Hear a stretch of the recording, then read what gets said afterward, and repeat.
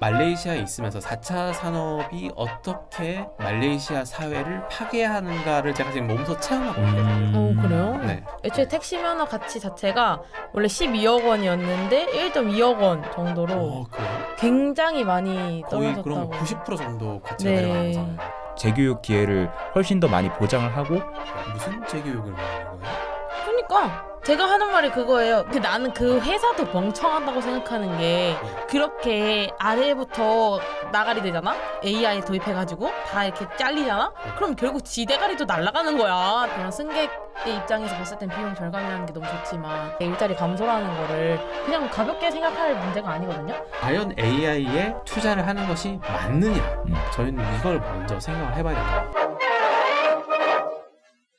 안녕하세요. 네, AI 100조 투자 관련한 공약입니다. 저희는 이제 거기에 대해서 과연 어떻게 각 기자들이 또 생각을 하고 있고 또 우리가 어떻게 이걸 받아들여야지 한번 토론 형식으로 좀 진행을 해보도록 하겠습니다. 먼저 그 공약을 한번 좀 잠깐 소개를 해드리면 이재명 후보랑 김문수 후보가 둘 다 AI 산업에다가 100조를 투자를 하기로 해서 뭐 구체적인 방법론, 이 재원을 어떻게 마련할 거냐 여기에 대해서 약간의 뭐 차이가 있긴 합니다. 근데 제가 보기에는 뭐 재원을 어떻게 마련하느냐 하는 거는 저희의 생각으로는 별로 중요한 문제는 아니에요. 오히려 중요한 문제는 과연 AI에 투자를 하는 것이 맞느냐. 저희는 이걸 먼저 생각을 해봐야 된다고 봅니다. 자, 먼저 잠깐 배경을 설명드리자면 우리가 AI라고 했을 때 되게 많은 분야가 있어요. 우리가 이 모든 AI를 다 이야기할 수 없으니까 조금 이제 교통 관련한 AI, 어떤 이제 운전 산업과 관련된 플랫폼, 그리고 자율주행 이라는 분야에 좀 한정해 가지고 우리가 주제를 좀 좁혀서 한번 이야기를 해보는 게 좋을 것 같아요. 아무래도 지금 상황에서 제일 어떤 AI 도입으로 인한 효과나 반작용이 많이 나타나고 있는 분야라고 생각을 해서 얘기를 해보는 게 좋을 것 같아요. 네, 이게 먼저 박예린 기자가 네? 기자가 아니시고요. 박예린 기자가 이런 걸 해보자라고 이제 운은 띄워줬는데 저도 참 좋다고 생각한 게 제가 말레이시아에 살고 있잖아요. 근데 말레이시아에 있으면서 4차 산업이 어떻게 말레이시아 사회를 파괴하는가를 제가 지금 몸소 체험하고 있거든요. 그래요? 네, 왜냐하면 우리나라에는 카카오 택시가 있죠. 근데 싱가포르에는 또 동남아시아를 제패하고 있는 회사가 있어요. 제가 맞춰볼게요. 네. 그랩 그렇죠. 아닌가요? 그랩이죠. 그랩이 이제 원래 택시 호출 앱으로 출발을 했거든요. 그런데 카카오 택시는 이렇잖아요. 카카오 택시는 말 그대로 호출 앱이에요. 우리나라에 택시 조합이 여러 개가 있고 그다음 택시 운영하는 회사들도 여러 개 있고 그러면은 그 회사의 택시를 카카오 택시라는 앱이 그냥 불러만 주는 거잖아요. 원래 여기다가 이제 법적으로 호출비를 1,000원을 받을 수 있으니까 이거보다 더 많이 한때 받았다가 이게 불법이다 해가지고 철퇴를 맞기도 했고 그래서 결국에는 무료 또는 1,000원까지밖에 받지 못하게 된 것이 현실인데 이 동남아시아에는 그런 규제가 없어요. 그래가지고 그게 아니고 우리는 호출비가 1,000원으로 정해져 있어요 법적으로. 호출비가 콜택 할 때 호출비가 막 10만 원 이럴 수도 있는 거냐? 이론상으로는 그렇죠. 근데 그렇게 되면 아무도 이용 안 하겠죠. 근데 말레이시아 택시는 어떻게 돼 있냐면 우리는 거리에 따라서 요금이 붙잖아요. 근데 말레이시아 택시는 거리에 따라서 요금이 붙는 것과 시간에 따라서 요금이 붙는 것이 혼합돼 있어요. 근데 우리도 그건 똑같잖아요. 거기까지. 근데 여기서 시간의 개념이 어떻게 다르냐면 우리는 출발지에서부터 도착하는 데까지 걸리는 시간을 시간으로 정의하고 있어요. 근데 말레이시아는 그게 아니에요. 내가 택시를 부른 시간이 얼마나 교통이 혼잡한 시간이냐가 시간의 정의예요. 그래서 예를 들어서 되게 새벽이나 밤늦게 택시를 부르면 우리는 심야 할증이 있잖아요. 거기는 싸? 엄청 싸요. 이거 거의 버스비 수준인데? 라고 생각할 만큼 싸요. 왜? 교통량이 별로 없어. 근데 택시를 언제 많이 가장 이용하죠? 출퇴근 시간 때 많이 이용합니다. 그때 부르면 요금이 3배, 4배 이렇게 됩니다. 그래서 신기하다. 그 점이 차이가 있고 제가 아까 어떻게 이 택시 산업을 망가뜨렸느냐라는 이야기를 했는데 우리나라에 우버가 한번 들어왔었잖아요. 근데 우버가 장사를 하다가 쫓겨났어요. 그리고 그 이후에 2016년도 그쯤이었나요? 타다라는 회사가 들어와서 혹시 기억하는지 모르겠지만 타다가 들어와서 택시 운송 사업을 하려고 했으나 또 택시 조합에서 강력하게 반발을 하는 바람에 못하게 됐습니다.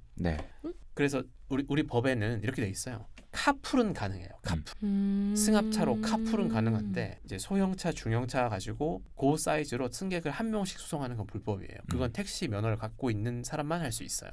그래서 그런 카카오나 타다나 온다 같은 그런 택시 호출 어플 회사들은 다 택시 조합. 택시 조합이랑 컨택을 해가지고 네. 하는 거죠. 네. 그렇죠. 그게 그래서 우리나라에서는 택시 조합이 워낙 강력한 힘을 가지고 있고 또 그 조합이라는 건 어쨌든 구성원들의 이권을 보호해야 돼요. 네. 그래서 조합이 택시 조합만 있는 게 아니고 뭐 변호사 조합도 있고 뭐 각종 직종에 다 조합이 붙어 있어요. 네. 근데 이게 되게 중요한 건데 조합을 부정적으로 바라만 볼 건 아니에요. 왜냐면 우리도 특정 조합의 보호를 받고 있거든요. 우리도. 그래서 말레이시아 같은 경우에는 그랩이 들어왔을 때 택시 기사들의 수입이 급감하고 결과적으로 택시 기사들이 일자리를 엄청나게 잃게 됐습니다. 왜냐? 그랩의 컨셉은 누구나 놀고 있는 자신의 차로 택시 영업을 할 수 있거든요. 택시 면허를 갖고 있든 안 갖고 있든 상관이 없어요. 그게 우버가 원조였나요? 우버는 미국. 그 다음에 동남아시아에서는 싱가포르의 그랩이 이제 시장을 장악하고 있죠. 물론 이제 지금은 정부 규제가 조금 더 강해져서 이제는 아무나 그랩 기사가 되는 건 아니고 일종의 따로 면허를 주긴 해요. 근데 택시 기사 면허는 아니고 그렇게 운전으로 부업을 할 수 있는 일종의 면허이자 신원 확인 제도이긴 한데 어쨌든 그게 들어오면서 말레이시아의 택시 산업이 붕괴됐어요. 그러면은 이렇게 생각해 볼 수도 있죠. 자, 이게 택시 산업이라는 게 기본적으로 택시 면허를 발급받은 사람이 승객 운송을 할 수 있는데 네. 어느 나라나 대부분 택시 면허 발급 총량을 정해놨어요. 우리나라도 그렇고 미국도 스페인, 일본, 싱가포르, 말레이시아 말할 거 없이 택시 총량을 정해놨어요. 그래서 우리나라가 이 택시 면허를 새로 발급받을 때는 이 택시 면허를 주고받을 수 있잖아요. 권리금 같은 걸 주고. 네. 그 가격이 요즘에 1억이니 1억 좀 안 된다는 그런 이야기가 있는데 미국 사례가 굉장히 참조해 볼 만해요. 미국 사례에 대해서 미국은 이제 우버라는 택시 앱이 있는데 그게 미국의 택시 산업을 어떻게 변화시켰는지 박예린 기자가 조사를 좀 해왔는데 좀 말씀해 주시죠. 미국의 경우에는 원래 이제 2014년에는 5만 있었거든요. 택시 기사 수가. 미국 전역에 5만 명이었어요? 네. 네네네. 근데 이제 2025년에 돼서는 이제 1.5만으로 엄청나게 감소를 했죠. 거의 70%가 감소를 했다고 그렇네요. 보시면 됩니다. 네. 그리고 그렇게 되니까 이제 택시의 면허에 대한 그런 가치 같은 것도 없어지고 네. 택시 운전사라는 그 직업 자체가 좀 모호해진 거죠. 네, 그렇습니다. 그게 이제 우버의 도입으로 미국의 택시 시장이 그렇게 급격하게 붕괴됐다는 거. 그렇죠. 애초에 네. 택시 면허 가치 자체가 원래 12억 원이었는데 1.2억 원 정도로 그래요? 굉장히 많이 거의 떨어졌다고. 그러면 90% 정도 가치가 네. 내려간 거잖아요. 근데 그럴 수밖에 없는 게 우버를 허용을 해주면 일반 운전자들이 승객을 실어 나를 수가 있으니까 굳이 내가 택시를 잡아야 될 이유가 딱히 없는 거죠. 그렇죠. 네. 그러니까 이제 그거를 직업으로 부르기가 조금 힘들어진 거죠. 왜냐면은 누구나 다 할 수 있게 되는 거니까요. 네. 그러면 미국에서는 우버가 처음 도입됐을 때 이렇게 택시 기사들의 수입이 급감하고 택시 기사들이 일자리를 잃게 될 거라는 게 충분히 예상이 됐을 것 같은데 택시 기사들이 반대를 안 했나요? 당연히 반대하죠. 예를 들어 드리면은 사례를 말씀드리면 2018년에는 타임스퀘어에서 거의 10,000명이 넘는 택시 운전사들이 나와서 시위를 하기도 했고요. 네. 또 2019년에는 브루클린 다리를 이제 봉쇄를 하면서 시위를 하기도 했고. 네, 당연한 이야기죠. 네. 왜냐면은 그거를 시위하지 않고 내 일자리를 잃어가는 거를 눈으로만 볼 사람이 어디 있겠습니까? 그러면 미국 같은 경우에는 대표적으로 시대에 뒤떨어진 산업을 보호하려는 노력을 잘 안 해주는 국가로 유명하거든요. 거기가 철저한 자본주의 사회잖아요. 그러니까 이 없어져야 할 직종, 기술 발전에 따라서 이렇게 빛을 잃어가는 직종들이 분명히 시대에 따라서 있잖아요. 네. 그런데 지금의 어떤 길목에서는 아무래도 AI가 접목된 자율주행 기술이 굉장히 요즘 또 각광을 받고 있는 시대이기 때문에 수송업의 이 자율주행을 연관시키면 AI 산업 발전에도 굉장히 어떤 도움이 되지 않을까 하는 생각을 가지고 있긴 하거든요. 근데 박예린 기자는 왠지 이거 반대 의견을 갖고 계실 것 같은데 만약에 AI 자율주행이 계속 발전하도록 내버려 둔다면 이거 어딘가 써먹어야 될 거예요. 네. 그러려면은 지금 미국 같은 경우에는 자율주행 택시가 돌아다니고 있다. 웨이모 유명하죠. 웨이모도 이제 나왔고 실제로 그게 LA랑 뉴욕에서 돌아다니고 있는 기사를 기사가 좀 심심찮게 눈에 띄고 있어요. 그러면은 자율주행이 이제는 우버 기사를 쫓아낼 위기에 처했다. 아직 위기 수준까지 갔는지 안 갔는지 모르겠지만 이 자율주행을 그대로 허용한다면 그렇게 될 수 있을 것 같은데 박예린 기자는 어떻게 생각하세요? 미국이랑 비슷해지겠죠.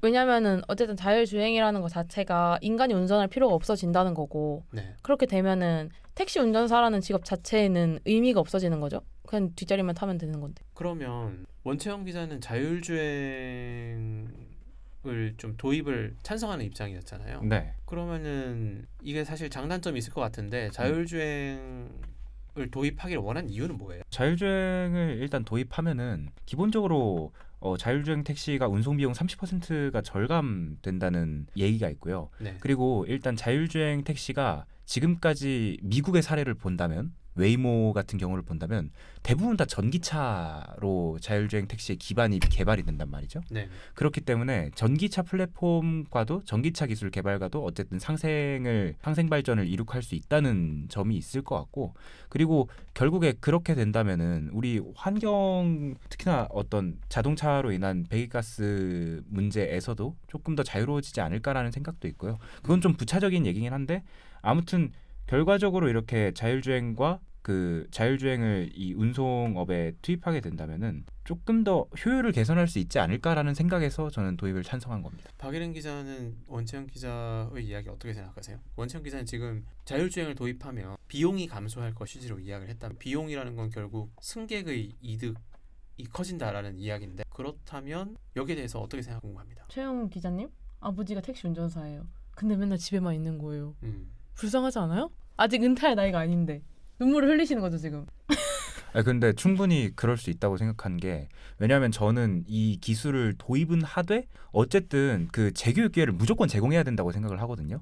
왜냐하면 우리나라의 어떤 그 종사자들이 박예린 기자님이 말씀하셨던 것처럼 거의 운전직에 종사하는 분들이 운전직 말고는 따로 갈 곳이 없잖아요. 실제로 운전직에서 이렇게 일을 관두신 분들이 제가 얘기를 많이 들었는데 다들 이제 그 이용직 현장직으로 많이 가시거나 그런 식으로 전전하신다고 하더라고요. 그래서 지금은 미국에서 같은 경우에는 자율주행이 구글이라는 어떤 독점 자본의 한 형태로 계속 개발이 되었는데 우리도 현대한테 그거를 자율주행 개발을 모든 걸 다 몰아주는 게 아니라 국가가 큰 정부 행세를 하면서 조금 더 개입을 하고 그리고 공공자본을 투입해서 거기서 나온 세금으로 재교육 기회를 훨씬 더 많이 보장을 하고 그리고 그런 식으로 소득 보장이 조금 되어야 된다는 전제하에 저는 도입을 해야 된다는 생각이거든요. 근데 제가 감성파를 했던 이유 자체는 어쨌든 그런 승객의 입장에서 봤을 땐 비용 절감이라는 게 너무 좋지만 그거는 개인의 입장인 거고 저희가 공익의 입장을 생각했을 때 일자리 감소라는 거를 그냥 가볍게 생각할 문제가 아니거든요. 물론 당연히 그렇게 다시 뭐 노인 일자리처럼 그 은퇴하신 분들이 갈 자리가 만들어지면 좋겠지만 만들어졌을 때 의미가 있는 일자리가 있었나요 지금까지? 별로 없었어요. 의미가 있는 직업이 많이 없고 어쨌든 택시 운전사를 오래 하면서 나름대로 뭐 프라이드를 가지고 계신다거나 아니면은 그 일에 되게 적응을 이미 한 상태에서 갑자기 실직자가 되었을 때는 또 다른 얘기인 거죠. 이게 근데 두 분께 똑같이 여쭤보고 싶어요. 무슨 재교육을 말하는 거예요? 그러니까 제가 하는 말이 그거예요. 그러니까 지금까지 은퇴한 분들을 위해서 만들어진 일자리가 많았지만 제가 저번 시간에도 말씀드렸었잖아요. 예전에. 네. 그때도 항상 다 어린이 뭐 보호구역에서 일을 한다거나 지하철에서 일을 한다거나 그런 되게 단순 노동에 뭐 일용직이나 다를 거 없는 그런 노동에서만 일을 하실 수 있었어요.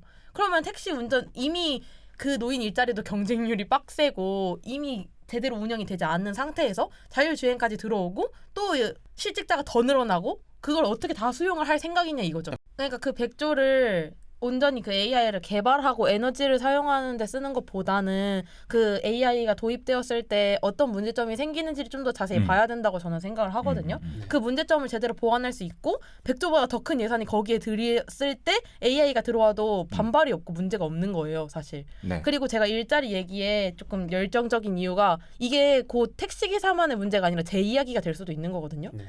제가 취업을 만일 해야 된다, 재취업을 해야 된다 하면은 제가 갈 일자리가 없어질 수도 있는 거기 때문에 이게 또 은퇴하신 분들만의 얘기가 아니라는 거죠, 제 말은. 네, 그렇죠.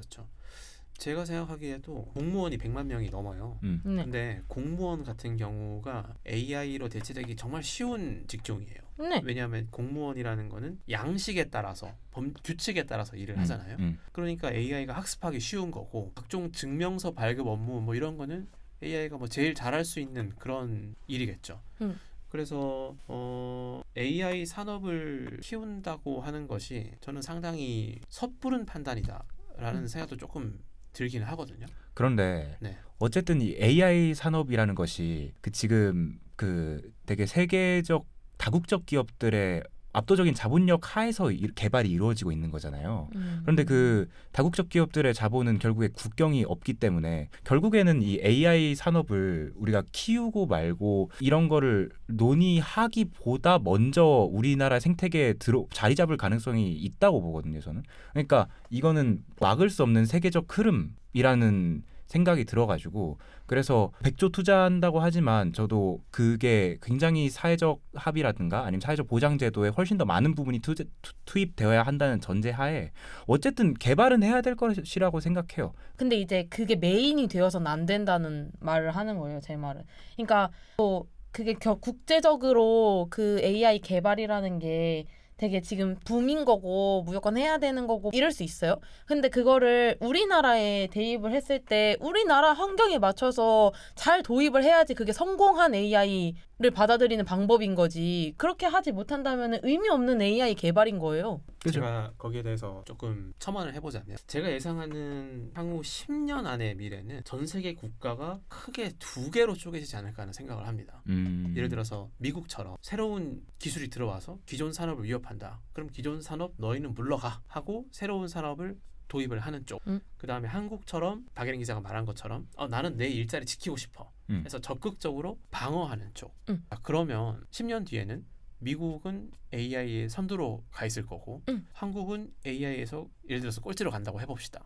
이렇게 됐을 때 미국은 대량 실업이 발생할 가능성이 큰데 일론 머스크 결국에 미래 사회는 기본소득 사회로 갈 수밖에 없다. AI로 자본가는 인간을 해고하는 대신에 큰 돈을 벌고 인간은 그로 인해서 일자리를 잃게 될 테니까 자본가들이 엄청나게 많이 걷어들인 그 수익을 기본소득 재원으로 내놔야 된다. 일론 머스크가 이렇게 주장을 했어요.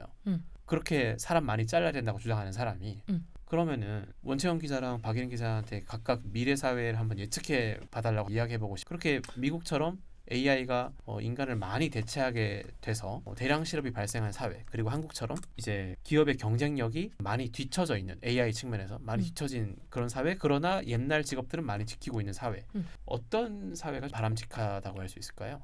전 국민들이 만족하는 사회가 바람직한 거죠. 미국 같은 경우에는 AI가 발전이 돼서 AI 넘버 원은 될 수 있지만 많은 실업자들이 생기고 그 사람들은 별로 기뻐하지 않을 거고요. AI 측면, 뭐 IT 개업 쪽에서는 걔네들이 1등일 수 있지만 저희 나라는 살기 좋은 나라가 될 수도 있어요. 그러면은 만약에 박예린 기자한테 기본소득을 준다고 하면 얼만데요? 원래 이재명 그 후보의 지난 대선 공약이 기본소득이 1번이었잖아요. 예를 들어서 네. 나의 월급을 대체할 수 있을 만큼 된다고 쳐요. 네. 그러면은 박예린 기자는 그 조건에서라면은 AI가 세상의 직업을 대체하는 것에 동의하십니까? 왜냐면 저희가 일을 할 때 물론 돈이 제일 크기는 하지만 일을 할 때 돈만으로 하는 사람은 없어요.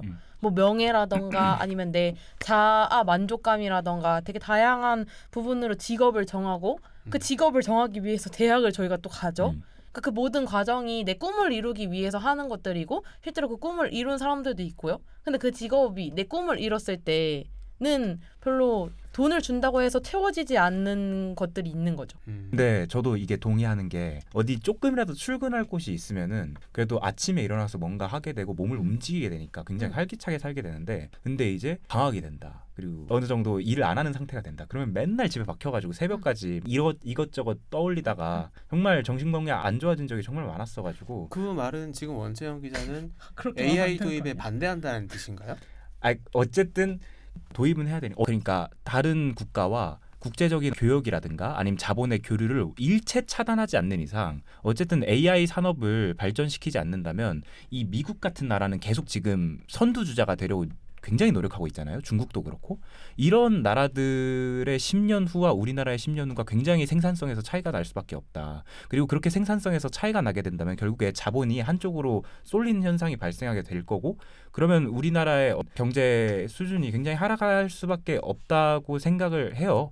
그래서 충분히 개발이 정확히 필요한 건 맞다고 생각을 하는데, 그리고 이 기본소득이라는 것도 물론 300만 원 주면은 그거 안 할 거냐고 물어봤는데 안 하는 사람들. 그런데 사회적 합의가 없는 상태에서 공약은 먼저 나왔잖아요. 그러니까요. 그리고 사회적 합의를 하기 전에 미국은 이미 각종 자율로 이름 붙은 AI가 먼저 나왔어요. 그러니까 원채영 기자의 그 이야기는 그 우리가 합의를 하든 말든 기술이 국경을 넘을 것이다라고 이야기했던 것처럼 때늦은 이야기인 것 같아요. 그럼에도 불구하고 네. 계속 우리가 노력을 해야 된다고 생각해요. 어쨌든 지금이라도 늦었다고 해도 그래도 이 무작정 돈부터 쏟아붓고 들어가는 사후의 말로가 우리는 어떤지 굉장히 지금까지 사회가 저는 많았지 않습니까? 이제 박예린 기사가 대통령이라고 했을 때 대통령께 이런 아이디어를 드려보고 싶은데, 우리 1990년 기준으로 보면 세계 탑 50개 기업 중에서 36개가 일본 기업이었어요. 왜냐? 그때는 제조업이 대세였거든요. 근데 지금 탑 50개 기업 중에 대부분은 미국 기업입니다. 그래서 박예린 기자가 대통령이라고 전제했을 때 제가 드려보고 싶은 말, 아예 컨셉을 우리는 절대 AI가 들어오지 못하게끔 국경을 봉쇄해버리겠다라고 한다면 네. 오히려 세계의 일자리를 잃게 된 많은 사람들이 저 나라에 가면 내가 소득 보전을 받을 수 있어, 저 나라에 가면 일자리가 있어 라고 하면서 우리나라로 몰리는 그런 부가적인 효과가 있지 않을까요? 그럴 수 있죠. 기왕 예를 들어서 AI에 늦게 참전을 했고 또 기왕 일자리 뺏기는 종사하고 있는 사람들이 격렬하게 저항할 것이 틀림없이 예상이 된다면 컨셉을 그냥 쇄국주의로 가는 거예요. 농담을 하는 이야기가 아니에요. 내가 지금 한 이야기 그 시나리오가 뭔가 현실성이 있는 시나리오 같지 않아요? 예를 들어서 우리는 절대 자율주행 허가 안 하겠다. 그러면은 미국에서 택시기사 하다가 일자리 잃은 사람들, 싱가포르에서 택시기사 하다가 일자리 잃은 사람들, 중국에서 택시기사 하다가 일자리 잃은 사람들이 한국에 오면 그러면 나는 택시기사 할 수 있네? 그래. 이렇게 생각할 거잖아요. 아니 애초에 AI의 경우에는 되게 많은 파트가 있잖아요.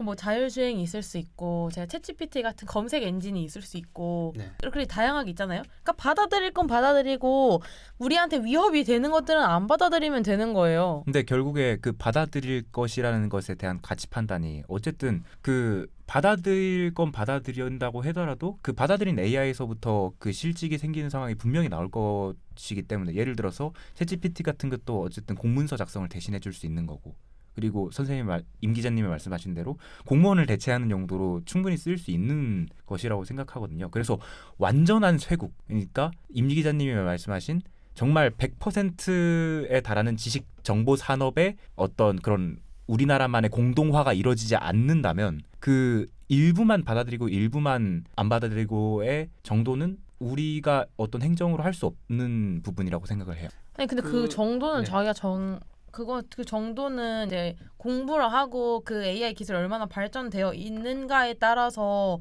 정하면 되는 거고, 저는 꼭 왜 자꾸 미국이나 다른 나라랑 왜 비교를 해야 되는지 모르겠어요. 앞서가고 있으니까. AI로만 돈을 벌 수가 있는 건가? AI로 돈을 번다는 말이 되게 위험한 말이에요. 왜냐하면 아니 자본을 계속 얻겠다면서 AI로. AI를 개발한 궁극적인 이유가 뭐죠? 우리가 인간을 대체하기 편리하기 위해서잖아. 아니야?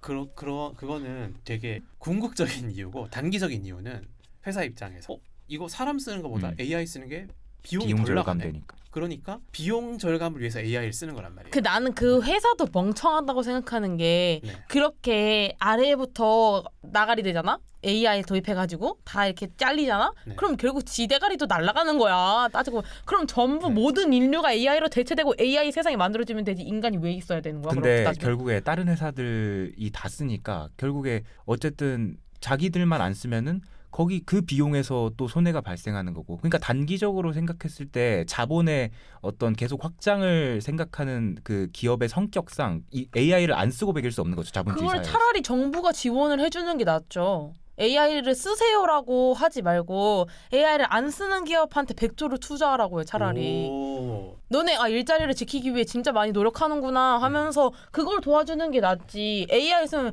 비용 절감이 되면은 그게 그 회사 입장에서만 이득인 거지. 나라 입장에서 이득인 그쵸. 건 아닌 거야. 이게 박예린 기자의 그 입장이 실제로 우리 사회에서 구현되고 있거든요. 이 시나리오가 뭐였냐면 잘 생각해 보면 지금 의대 정원 들리는 거 네. 의사들이 단체 파업하면서 엄청 막았잖아요.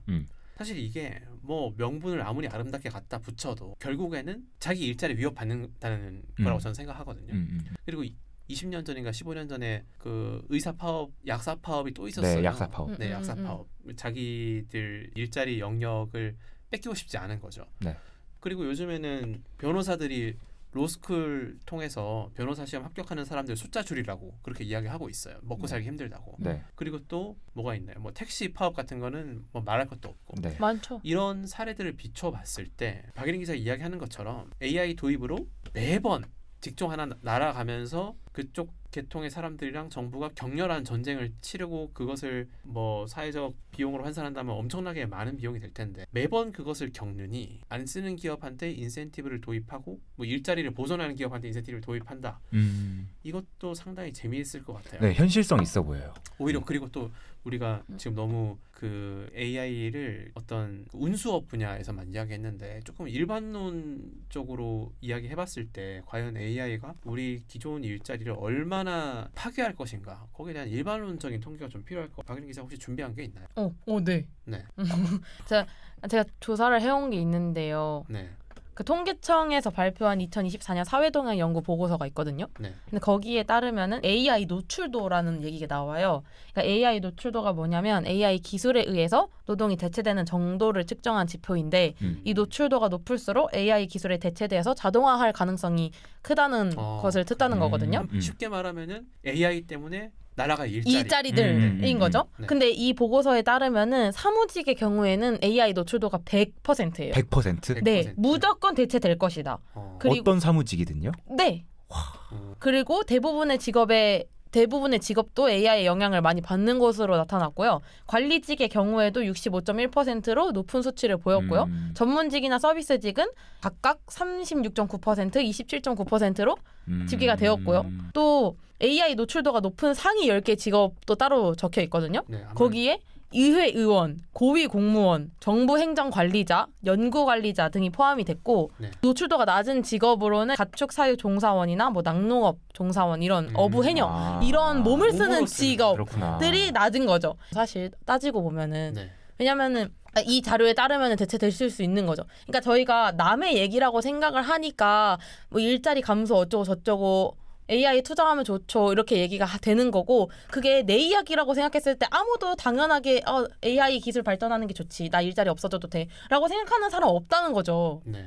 그거는 대통령이든 고위 공무원이든 다 마찬가지인 거고요. 그렇죠. 저희도 사실 불과 한 1, 2년 전까지만 하더라도 흥분해버렸다. 콘텐츠 창작 업계 또 우리 PD들, 작가들이 대체되지 않을 거라고 전 예상을 했었거든요. 근데 요즘에 챗GPT나 다른 그 AI 에이전트들이 스토리텔링 하는 거를 한번 지켜보니까 그럼요. 상당한 위기감을 느끼겠더라고요. 그리고 그럼요. 그래픽 디자인에서는 이미 네. 괄목한 만한 성과를 보이고 있고요. 그럼 우리 지역 주민도 몸을 움직이는 쪽으로 개편을 해야 되나요? 그 약간 남 기자의 세얼리즘 아니요? 그렇죠. 그거 여러분 남기자의 체헐리즘이라는 그 프로그램에서 코너가 있어요. 그 네이버에 찾아보시면 나오는데 그분이 아주 몸으로 뛰는 르포 기사를 엄청 잘 쓰십니다. 얘기를 한번 해볼까요? 그러면 지금 대선 후보들이 100조씩 AI 분야에 투자를 하겠다고 그렇게 공약을 한 것이 강론으로 들어가면 좀 차이가 있긴 하지만 두 분 기자님들 모두 좀 성급했다.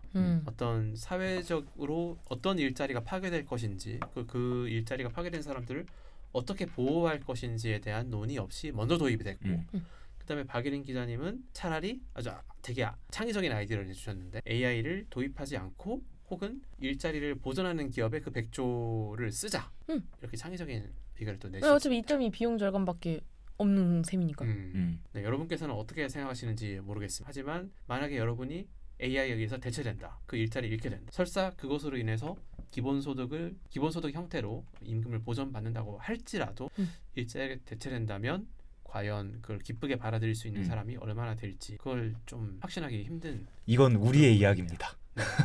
설득당하셨네요. 네. 설득당한 건 아니고 네. 아무튼 깊게 고민을 해봐야 된다. 사회적 논의가 충분히 이루어져야 된다. 그러니까 결국에 공론장을 만드는 건 우리잖아요. 그렇죠. 네. 네. 그러니까 우리가 적극적으로 나서서 의견을 개진해야 된다는 거죠. 그렇죠. 민초들이. AI에 함부로 투자하지 말자. AI 투자하기 전에 거기서 얻은 엄청나게 많은 해고로 얻어낸 이익을 어떻게 실직자한테 나눠줄 것인가. 뭐 실제로 이게 옳다 그르다라기보다는 그 어떻게 다르게 생각할 수 있을까 그런 관점을 제시해드리는 게 역할이라고 생각을 하거든요. 그래서 여러분께서도 그 AI 도입에 대해서 마냥 빨리 들어왔으면 좋겠다. 우리도 빨리 뭐 AI 기업을 키웠으면 좋겠다라는 대선 후보들의 공약을 쌍수 들고 환영하시기보다는 저거 좀 위험하지 않을까라는 신중론도 같이 좀 생각해 보셨으면 좋겠다는 말씀. 네, 오늘 방송은 여기서 마무리하도록 하겠습니다. 시청해 주셔서 감사합니다.